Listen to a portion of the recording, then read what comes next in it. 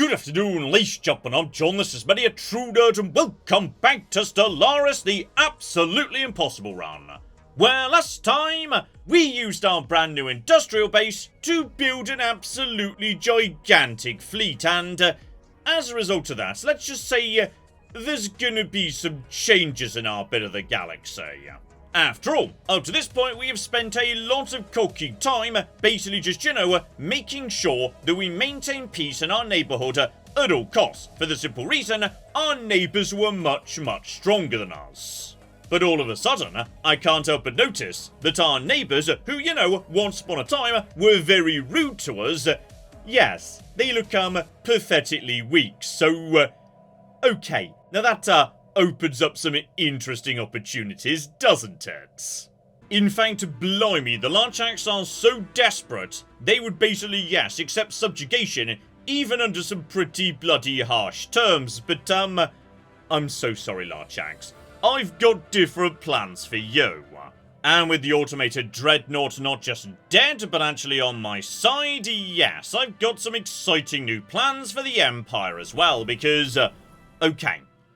A size 20 world that also comes with a bonus 2 districts, not bad at all, 22 districts is a really solid number right there. Or alternatively, a desert world, again, very appropriate for me, tiny bit on the smaller side, but could be, a very good source of generator districts, and, okay, I'm gonna be honest, the economy is looking, a tiny bit on the dicey side, that's true.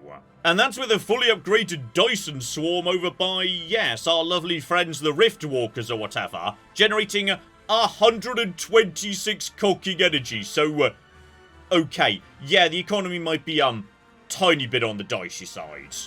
I mean, in theory, we can just keep selling the world's biggest diamond and utterly ignore the economy, but I feel like just in general, we probably ought to keep the economy roughly stable. Oh, and while I'm on this screen, yes, just do a bit of arcane engineering. There's a giant pile of science, lovely, thank you. And speaking of which, Van Strikecraft come in, we might set that on our ship momentarily, but, unless we, get anything very exciting here, we have not, so, okay. It's probably time, I would say, that, yes, we start thinking about the synaptic lathe. A gigantic, amazing megastructure that could do huge amounts to help out with your science income. Don't ask how, we don't need to worry about it, not for the minute. Oh, and here's something surprising, by the way. Someone's just attacked the Pax Romana. Oh, hang on a minute, this is a cocky rebellion that's broken out literally one system over from Vesta, though, oh, guys. I feel like you're going to regret rebelling against the Romans. Like, this is not a good idea. This does not look good for you. And meanwhile, inside the Astral Scar we're currently exploring, okay, yes, we're inside, a weird paper universe where we're now communicating with someone who keeps writing on the paper. The conversation continues for some time until a final word appears, gift. Then a golden sphere appeared next to our vessel. The object behaved much differently than the previous symbols and could be brought aboard. This was the last communication we received from the entity, so, okay, we just got bonus 10% physics research for 10 years. Not bad at all. Although, hang on, we were just, coming out of the rift, and something followed us. Out of a different dimension, into ours, so, okay, this is somewhat concerning. Hello there, who are you and why did you just escape from your dimension into mine? Oh, flip me, it's a renowned Paragon, just from a different galaxy or something, so, the repugnant alien stands before us in dazed silence. He's not repugnant, don't call him that, that's very rude. So, right, he's just sort of, undulating, and then starts flourishing with his tentacles, marvellous. Where am I? I'm sorry, my name is Mercedes Romero, explorer and diplomat of the Blorg Commonality. Do you know of humans? I'm going to be honest, I'm not sure there are, officially humans in this galaxy, because I've not seen, Earth, or any variant thereupon, though, there are the Romans, they're kinda like humans if you think about it. Oh, humans are the most wonderful creatures. We've been observing them for centuries. In fact, most of our culture is based on what we've seen. The colour, the drama, the friendship. They have taught us that life is about more than survival. You can also make friends. What a wonderful concept. What a marvel. So, I like you, Mercedes. You can stay. So, right, you're an official and you're an ambassador. Which suggests to me you might be very good and maybe representing us in the galactic community. Also, hilariously, his blog inside Destiny trait means, yes, he actually loses opinion with human empires. They don't actually like him. And he costs us diplomatic weight. And also, right, that's not what I was expecting, but bare minimum. Speed of intel gained in other empires, plus 25%. Opportunist, so... right. We can also potentially gain favours while improving relations. I'm gonna be honest, Mercedes, I'm not like 100% sure you're really gonna fit in our empire that well. I mean, bare minimum, he's level 4. And right now, yes, I've just sent, like, you know, a random nobody to represent us in the galactic community. So, you know what? Sure, you'll do a better job simply by virtue of the fact that, yes, you are level 4, though, yeah, Delegate, I think, is the class I would want ideally, not Ambassador, so, okay. Mercedes, you know, you'll do for now, but I'm not sure you're really going to change the Empire that much. Though actually, thinking about it, hang on, just in terms of a diplomatic weight and whatnot. Yes, right now, as it has been since the start of the game, my diplomatic stance is expansionist, which is good for, you know, expanding, but not so good for, like, anything else. So, okay, I'm going to suggest we might want to move over to something else. Isolationist gets me unity, but costs me diplomatic weight, which is not ideal, to be honest. Cooperative, meanwhile, that's a load of bonus weight. That's not so bad at all. Border friction down, though my operations will be more expensive. Those are like, yeah, you know, spying operations, I assume. I'm not really bothering with spying, I never do, so honestly that would be... not so bad. Or belligerent, so, yeah, naval cap. Not terrible, but I feel like I've got enough naval cap for now. We're moving over to, yes, cooperative, for the minute at least.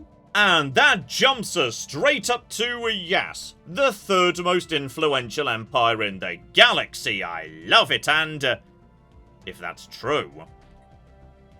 Okay, I can't help but notice various people are voting to form the Galactic Council. You know, the top 3 most influential members, of which I'm now one, so, right, that could flipping do.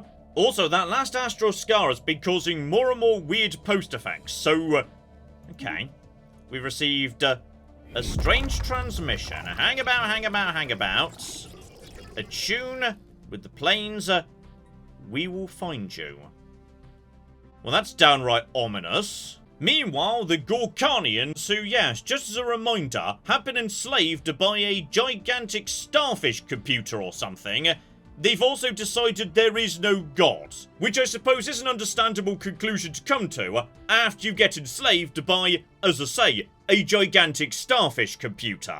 And the automated dreadnought is a gift that just keeps on giving, because apparently, yes, we paraded it through the streets, everybody was delighted with the fact, and job energy upkeep down, a district and building energy upkeep down, a giant piles of unity, okay, everybody loved the automated dreadnought's reactor being paraded through the streets.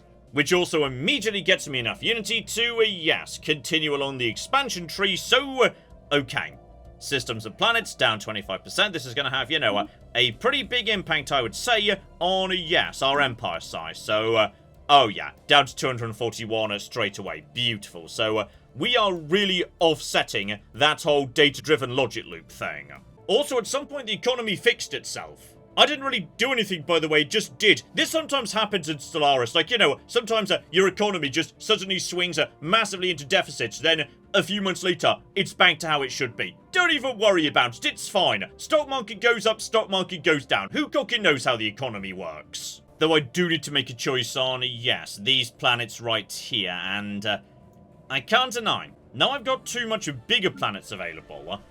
I am thinking of potentially just abandoning Mining Outpost 01. Now, normally in Stellaris, you would never abandon a planet. There's just no reason to do so. The benefit of holding a planet and the people that live on it is always going to be greater than any benefit you get abandoning it. But for virtual pops, that's not really true. After all, it doesn't actually, cost me anything to move these people off this world. I simply, destroy the buildings, abandon the planet, etc, etc, and these people cease to exist, because they're virtual. Build buildings on another bigger planet, they just reappear over there. Though then again, I say that, just looking at the actual, numbers here, my empire size is, 241. Only 30 of that is coming from my 3 colonies. 163 is pops. We ideally need to do, something further to reduce the impact of pops on empire size. Because that is actually, yes, by far the biggest contributor. Though yes, maybe a spot concerningly, I feel like we're already doing pretty much as we could do here. All our virtual pops at least do have streamlined protocols. We're taking appropriate traditions too. Curiously enough, pacifism does come with a bit of a, empire size from pop reduction. In fact, it's quite significant. 50% for basic, 30% for fanatical. But, yeah, right now, 0% of our population is pacifist. So, embracing that's gonna be a bit tricky. I think we may have to accept that ultimately, we need to spend a ridiculous amount of unity constantly upgrading our worlds in terms of ascension. The only other downside of, expanding is, do not forget, every time we expand, we gain a 0.1 energy credits per pop in upkeep. Though, okay. Right now, I've got, 400 pops, which is quite a big number. So if I just take another world, that's basically 40 extra energy. Which is really not difficult to offset. Okay, that we don't need to worry about. That's fine. Okay, that's good enough for me, guys. Get another colony ship into production. Meanwhile, in the next astral scar, right, we're getting more weird ones. I preferred the first 2, where we just found a planet where some weird stuff was going on. Instead, yes, after the mysterious, terrifying paper universe, now we're in just, a corridor, or chambers, with no beginning and no ends. Well, this is just bloody weird, isn't it? Okay, I need to make a choice down here. So, we've got this world. Bigger. In fact, even bigger than it looks because of high gravity. Expensive to settle, but honestly, that really doesn't matter for me. Natural beauty. Happiness does affect my empire. And happiness is stability. Stability is productivity. It's not nothing. And a bubbling swamp is nice. All this world really offers me is, reduction in habitability and happiness. 20% more energy credits is nice, but okay, let's be honest. I could do better than 20% just by optimizing the planet well with an orbital ring. So, alright, we will go for you first, my friends. And you know what? Given this world is apparently incredibly beautiful and whatnot, we shall call our new world Paradise. Okay, fascinating update down south though, which is, yes, the Estigon, who I was predicting were about to be absolutely cocking annihilated by the Macaron. Despite being the defenders, the attackers are looking way more exhausted in this war. And while your fleet has been, beaten down a little bit, the Macaron fleet is now pathetic. So, right, the Estigon have basically just, destroyed their opponent's fleet. They are just winning this war. So okay, that's the good news. We're setting down a wonderful new world called Paradise, and no one could object to that whatsoever. The synaptic lathe, meanwhile, okay, possibly that's a bit more, questionable. Meanwhile, over at traditions, right, we have a wrapped up expansion, beautiful, and yes, that means even more cocking max districts. I've just been focusing on so much that just gives me more and more districts per planet, so I can squeeze as much onto one planet as possible, just to, minimize the amount of expanding we need to do. And accordingly, yes, I'm going to take, what is not normally a particularly good ascension perk, not one I would be rushing in the slightest, but Mastery of Nature. Alright, clear block of cost down, completely meaningless, don't worry about that. More importantly, unlocks a decision. Mastery of Nature, max districts +2, and natural features provide more opportunities to expand. So, okay. not normally a priority for me. But yeah, for this particular empire, this could be good. So yeah, here we go. Writer on welcome. I've already got 29 cocky districts. And now if I wanted to, I could add 2 more as well. So yeah, like at this point, thanks to the way I've set up my empire, we could just have dumb numbers of districts on each planet. Oh, here's fun, by the way. So over on Yas, Stellaris 1, they appear to be going through a bit of a robot uprising right now. Okay, am I supposed to, like, stop that? Because I didn't bother stopping that whole business with the Starfish supercomputer that conquered the Gorkanas. So, right, well, this is all fascinating. Oh, never mind, it's not much of a robot uprising. They're apparently gonna, like, just win pretty easily, actually. So, right, never mind, don't worry about it, it's all fine. Though hilariously, by just, you know, standing by and not bothering to intervene in the robot uprising, we're apparently going to gain some sort of new insight technology. Okay, we can worry about that later. For now, it's time to, yes, construct one of the most important buildings in the entire empire. The synaptic lathe. Tragically, I cannot build it right by welcome because, yes, it's too big. Welcome's already got a megastructure in the form of its gigantic orbital ring. So right, we'll put it nearby on a quick fix. Lovely. Oh, and here's fascinating. Roman refugees just arrived on welcome because, I don't know what's going on over there, but apparently the Byzantians are making good progress against Rome somehow or another. Okay, the Byzantians aren't even, like, at war with Rome, though they did get involved in the whole Eschagon business. Oh, cock me, we just got what may be one of the most ridiculous insight techs of all. Supreme alloys. So, as a result of, you know, watching those killbots and whatnot, we figured out how to, you know, produce alloys better. Meaning, every single metal worker in the entire empire is gonna be producing bonus alloys. Okay, that is stupidly good. Meanwhile, back to traditions, because, right, we've now got our final pick to make, and this one is tricky. This one is very tricky, because I have mentioned mercantile in the past, and that is good. That is really, really nice right there, but do I really need it? Like, I'm not 100% convinced I do. Like, yeah, access to a marketplace of ideas, not really that important right now. I'm gonna go for domination.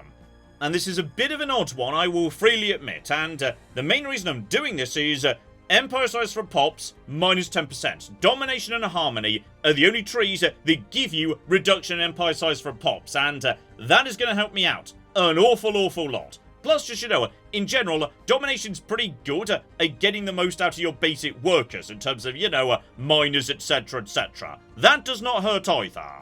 Councillor experience gain is also not terrible. To be perfectly honest, bonus housing doesn't really affect me.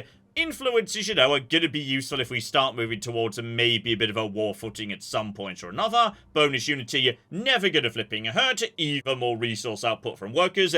It's not a bad tree, not generally one I would take, like, you know, diplomacy might be nice, enmity is pretty bloody powerful actually, but yeah.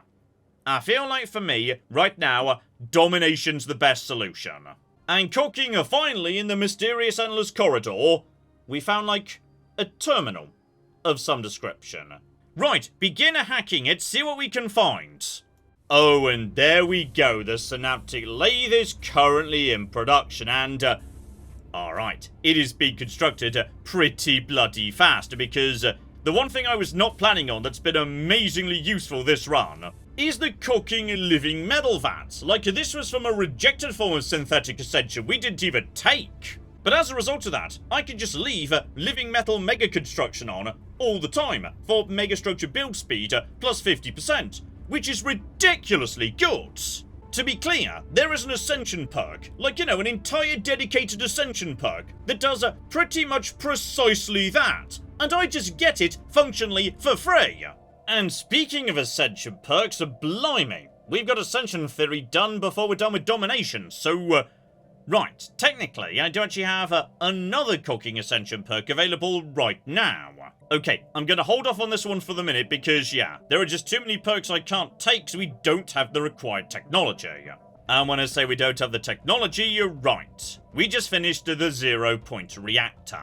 That's kind of a big deal, actually. Because now, every single time we roll engineering, I believe it is possible that Mega Engineering itself could show up, and bloody hell do we get some good options to choose from. So okay, at this point, take the cheap text, just keep re-rolling that dice as often as we can. Oh, and hello sexy, we've got something actually bloody controversial in the Galactic Senate at the minute. So, buzzword standardization would increase diplomatic weight from economy, and okay, my economy is huge. That we need to make sure passes. So, does like anybody owe us a favour? Apparently the SG God do for some reason. Okay, we'll keep an eye on that, but yes, it seems to be just about in my favour for the time being. But yeah, if I just keep boosting the size of my empire, I will literally have a more diplomatic weight to back that motion. Meanwhile on Paradise, right, we are immediately jumping into action here because, yeah, I've hired a new scientist who, one, is a scientist, so he's very good at, boosting research locally, and we're going to be doing a lot of research locally. And on top of that, he's got architectural interests. So again, we could just build ridiculously stupidly fast. So up go some research labs, 140 days until we hit Hollow Theatres. Brilliant. Seriously, I don't even know why we bother protecting democracy. Like, no one ever bothers exercising their right to vote for anybody else other than cocking Zosira. Though speaking of which, Zosira isn't actually like, virtual. At some point she might die of old age. Oh, blimey, the Eschagon Macaron thing ended in a bit of a mess, so... okay, the Eschagon have literally forced the Macaron to split off a new Macaron empire that's going to be a subject of the Eschagon, so... blimey, that was a big win for the Eschagon. And also pretty good news for me, because yeah, the Macaron used to be a big deal on the Galactic stage, now they're basically gone. Okay, seriously engineering, you need to stop messing me about here. I know sooner or later you're going to give me what I'm after, but for the time being...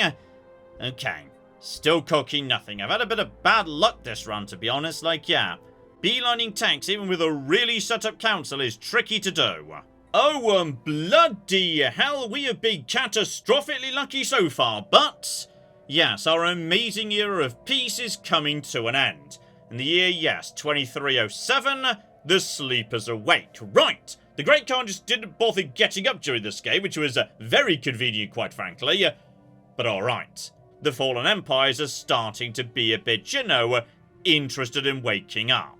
And irritatingly, right, that's the guys right cocking next door. I mean, we did see them moving around a bit earlier, though whether that was connected or not, I do not know. So, right. The Rex the Lack are starting to think about doing something. Meanwhile, in the mysterious corridor, it turns out the corridor wasn't real. It was just procedurally generated. So, right, as a result, I get a free building slot on all my worlds, which is good, because that means, yes, I need less cities to have access to all my building slots. I mean, just look at that. Paradise has got precisely one city right now, and I've already got over half my building slots available. That is so silly, I love it.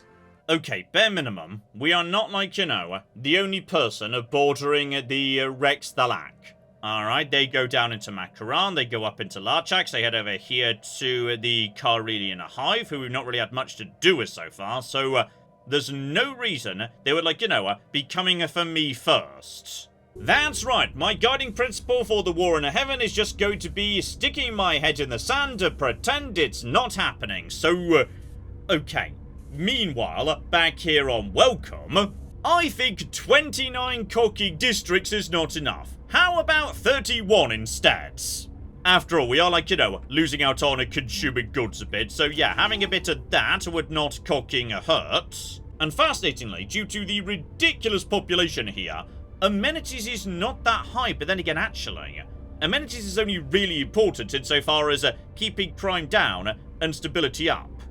Crime is already 0, stability is 100%, so, okay, we probably don't need another leisure arcology in that case. Just keep building, yeah, more admins. Alright, we are okay for alloys for the time being. We've got almost 1,000 coming in a month. Oh, and here's highly appropriate. over here in Welcome, there's currently a big dramatic storm, you know, lightning flashes, etc, etc, because we're being visited by Vlur. Don't worry about Vlur, he's chill, he doesn't do anything unless you attack him. So, right, you know, we've got a good, dramatic, dark and stormy night for the completion of the clogging synaptic lathe. So, okay, let's, you know, just go into what this thing does, precisely. Its job is basically to take brains and juice them into science. The problem is, you can't put virtual people into it, because one, we don't have brains, like, you know, in terms of in-universe explanation, but mechanically, because, you know, my people just get created to do jobs, yeah, I could just infinitely transfer people over and still have everyone in my empire doing their jobs. It would not be fair. So, the synaptic lathe can't have virtual pops in it. It needs physical people with physical bodies to plug into it so we can juice them for mad science stuff. Now, thankfully, we've already got a whole bunch of people with, like, you know, physical bodies and actual brains just sitting around on Welcome, not doing anything, who really would be better put to use being transferred over to the synaptic lathe so we could juice them for science. And I know what you're thinking, John, didn't like most of these people arrive in your empire as refugees, and now you're going to send them to the brain juicing facility to basically be exterminated so you can move your science forward a bit faster. And yes, that's true, and there's no second half to this sentence. It is just basically incredibly monstrous. I'm sorry, but we are going to be doing it anyway, yes. So, over you all go, magnificent, and yes, your job is now neural chip. You're not really people anymore, you're just brains we've plugged into the Matrix. And there we go. We previously had an unemployment problem on a Welcome and Mining Colony 1, etc, etc. Now we don't. Okay, we have no unemployment problem whatsoever. That has been dealt with. But, funny old thing about the synaptic lathe. The number of people you can keep in here is functionally uncapped. In fact, it's even more than that. The more people you plug in, the more efficient it gets. So, having run out of unemployed people to put into the brain juicing machine, where are we going to get more? Well, funny old thing about virtual empires in general, which is, in the event a job is available, a virtual pop will simply be created to fill it. So, right now, here on Mining Outpost 1, like, what is that? 15-20% of the entire population is not peace bots. Instead, it's various organics, in particular, the Churk. But, yes, as I say, in the event, say, these Churk weren't here, then these jobs would just be immediately automatically filled by even cocking more peace bots, meaning we can just basically transfer every organic in our empire into the brain juice machine and not lose any productivity at all. If anything, we probably gain productivity, because peace bots are pretty bloody good at their jobs, damn it. In fact, hilariously, the Churk are actually cheaper to send to the brain juicing facility, for the simple reason that, yes, they're nomadic, so they're kind of up for it, to be honest. Like, that's fine. That's really, really good news. So, over you go, Mr. Rontor. Over you go, more flipping Churks. You, Mr. Versax, you kind of came out of, yes, the black hole at one point or another. Well, now you're going over to, you know, a brand new adventure here. All of the Enforcers going over to, brilliant. And the Dolphin people. When did the Dolphin people show up? I don't even know who the Dolphin people are, but they're going to. So there we go. As you can now see, there is literally nobody on Welcome but the peace bots. Okay, same is now true on Salvation. And with that immediately, right, the actual flipping synaptic lathe is up to 265% efficiency. Beautiful. Meaning, okay, probably the best thing we could do would be, yes, upgrade it a bit. Let's make it cheaper and cheaper, and Utopian Dream makes it easier to upgrade the brain juicing facility. Brilliant! But this facility is already producing, yeah, almost 300 science from each school, which is fantastic. Like, you know, that's a big impact on our science right there. And on top of that, it's producing a mad science too.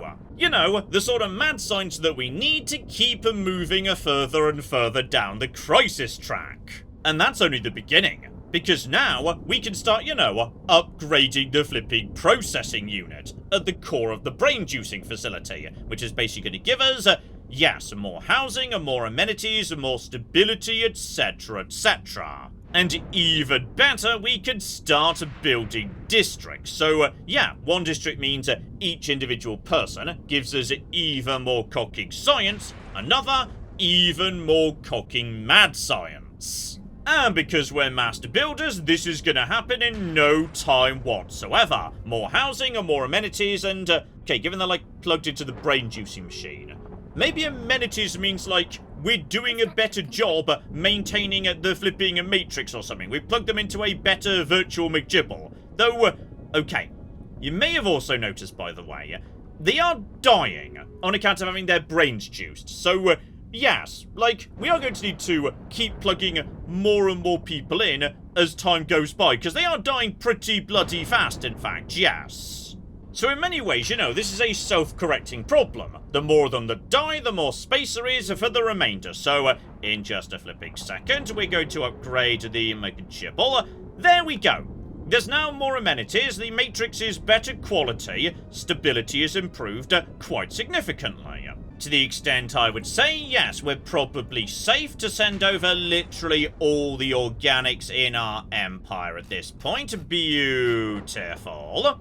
There we go, that gets us up to, yes, 17 neural chips, 350% efficiency, so now we're running it to, yes, like 500 of each science, so our science jumps straight up to 5,000 on, like, you know, the summary up top. So, basically, yes, if you thought things were silly before, things are about to get a lot more cocking silly. So, this is all great. The Empire's doing really, really well with its new brain juicing machine. But you probably noticed the problem we're going to run into very, very quickly, which is, we've kind of run out of organics. Like, literally every organic in our Empire has now been rounded up and sent to the lathe. And, yes. The question therefore occurs to me, where precisely are we going to get more organics from? And yes, indeed, where could we find more organics? Where could they possibly be? How could we get hold of them? So, how about we call it a part there and answer that question next time, ladies and gentlemen, where yes, indeed, we might just, you know, find a couple of exciting, sexy new uses for our gigantic Doom fleet. So, hopefully, you join me for that. But in the meantime, I've been John, this has been Many a True Nerd, and this has been Stellaris. Thank you very much, and goodbye. This is the face of death, okay? This is what my sudden death looks like. Do not engage before we arrive. Do not engage. What are you doing? I specifically said don't. Oh, no. No, John. Oh, he likes that. The Romans touched me.